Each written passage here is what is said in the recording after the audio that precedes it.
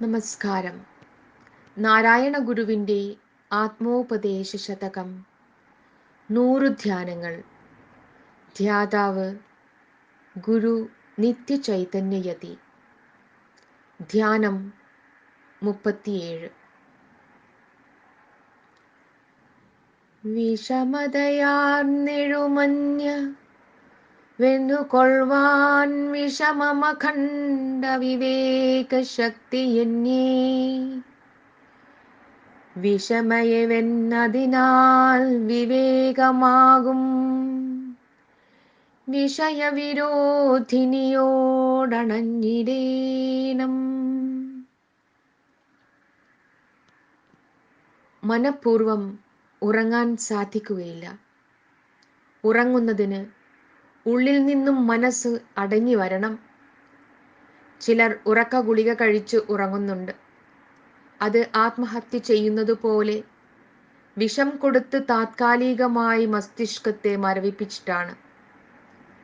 മനഃപൂർവം സ്നേഹിക്കാൻ സാധിക്കുകയില്ല.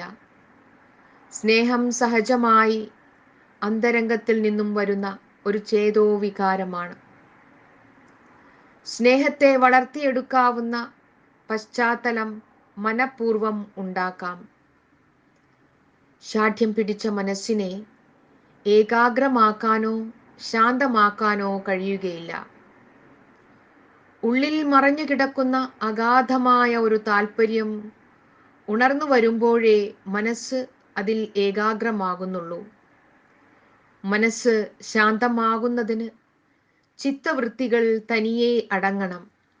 അതുപോലെ പ്രയാസമുള്ള ഒരു കാര്യമാണ് പലതായി പിരിഞ്ഞു നിന്ന് പലതിനെ അറിയുകയും പലതിനോട് മല്ലടിച്ചും വീഴ്ചയുണ്ടാക്കിയും തീരാത്ത കർമ്മങ്ങളുടെ നൂലാമാലയിൽപ്പെട്ട് വലഞ്ഞു കഴിയുന്ന മനസ്സിനെ അതിൽ നിന്നെല്ലാം നിവർത്തിപ്പിച്ച് എല്ലാ ഉണ്മയുടെയും ആധാരശിലയായ ആത്മസത്തയിൽ ഏകീഭൂതമായി ലയിപ്പിക്കുക എന്നത്.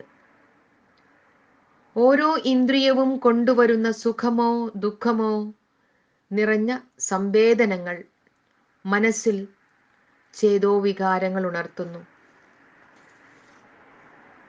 ചിന്തയും വിലാപവും മനസ്സിനെ ഭൂതകാല സ്മരണയിലേക്കോ ഭവിഷ്യത്തിന്റെ ഭീകരതയിലേക്കോ വലിച്ചു കൊണ്ടുപോകും.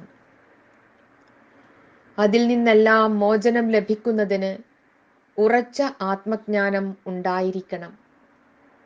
സങ്കല്പങ്ങളും വികല്പങ്ങളും പലമാതിരി കർമ്മങ്ങളുടെ വിത്ത് എപ്പോഴും പാകി മുളപ്പിച്ചു കൊണ്ടിരിക്കുന്നു.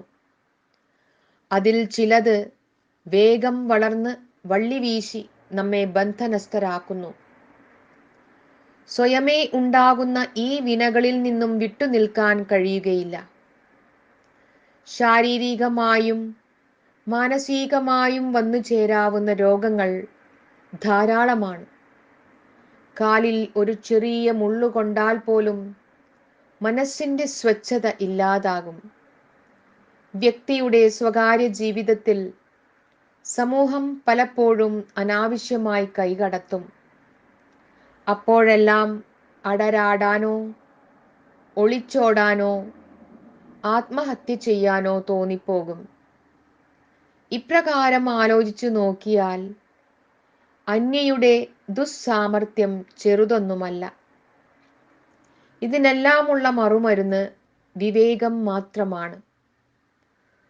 ബുദ്ധ ഭഗവാനിലും യേശുക്രിസ്തുവിലും മുത്തുനബിയിലും ശ്രീരാമകൃഷ്ണനിലും നാരായണ ഗുരുവിലും അതുപോലെ ഒട്ടേറെ ധന്യാത്മാക്കളിലും ഒരു 10,000 സൂര്യന്മാർ ഒന്നിച്ച് ഉദിച്ച് ഉയരുന്നതുപോലെ ഈ വിവേകമുണ്ടായി അവരെയെല്ലാം നിത്യമുക്തന്മാരാക്കിയിട്ടുള്ള കഥകൾ നമുക്കറിയാം.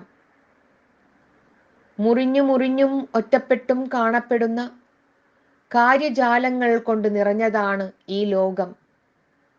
എന്നാൽ കാരണമായിരിക്കുന്നത് ഏകവും നിരുപാധികവുമായ ഒരറിവ് മാത്രമാണ്. അതുകൊണ്ടാണ് ഈ ഉപദേശ ശതകം തുടങ്ങുമ്പോൾ തന്നെ അകവും പുറവുമായി വിരിഞ്ഞു നിൽക്കുന്ന ലോകത്തിൽ നിന്നും അവയുടെ കാരണമായി വിലാസം ചെയ്യുന്ന കരുവിലേക്ക് ദൃഷ്ടിയെ തിരിച്ച് അർപ്പണബുദ്ധിയോടുകൂടി ആത്മവിചാരം ചെയ്യണമെന്ന് നിർദ്ദേശിച്ചിരിക്കുന്നത്. ത്രിഗുണമയം തിരുനീറണിഞ്ഞൊരീശന് അകമലരിട്ടു വണങ്ങുവാനും ഇന്ദ്രിയങ്ങളെ ഉള്ളിലേക്ക് തിരിച്ച് ജീവിതജ്വരത്തെ തണുപ്പിച്ച് കെട്ടുകളിൽ നിന്ന് മോചനം ലഭിക്കുവാനും ഉപദേശിച്ചത് മറക്കരുത്. മനമലർ കൊയ്തു മഹേശ പൂജ ചെയ്തോ, വനമലർ കൊയ്ത് ഉപാസന ചെയ്തോ, മഹാവാക്യ മനനം ചെയ്തോ, അഖണ്ഡമായ വിവേകശക്തിയെ വളർത്തിയെടുത്താലേ വിഷയവിരോധിനിയായ സമബുദ്ധി ഉണ്ടായി